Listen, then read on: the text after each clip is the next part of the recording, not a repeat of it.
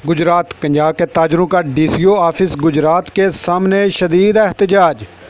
कुंजा के ताजरों का लॉकडाउन के ख़िलाफ़ डीसीओ ऑफिस के सामने एहतजाजी मुजाहरा।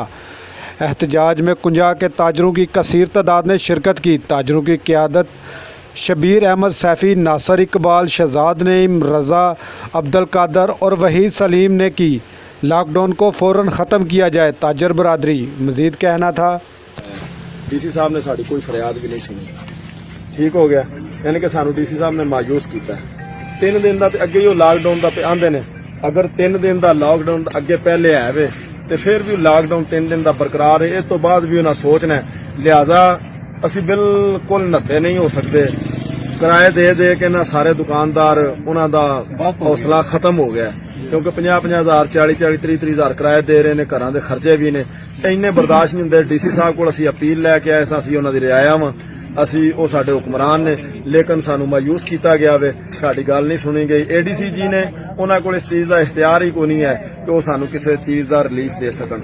लिहाजा असा उन्हें फैसला मुतफिका तौर पर किया है, असी ज़ोहर पैलेस जाना है, नाले मोहम्मद सलाई साहब को जाके एहतजाज भी करने, उन्होंने दसने कि तुहाडे हलके दे लोगों के नाल इंसाफ नहीं हो रहा, सानू इंसाफ चाहिए।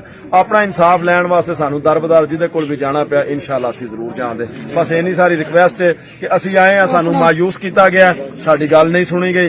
ताजर हाँ, कोई गल नहीं, एक बारी बंदे नूं शिकिस्त हुंदी है, 2 बारी असी शिकिस्त नहीं, असी इंशाअल्लाह फतह की तरफ जा रहे हैं। फतह साडा नसीब है।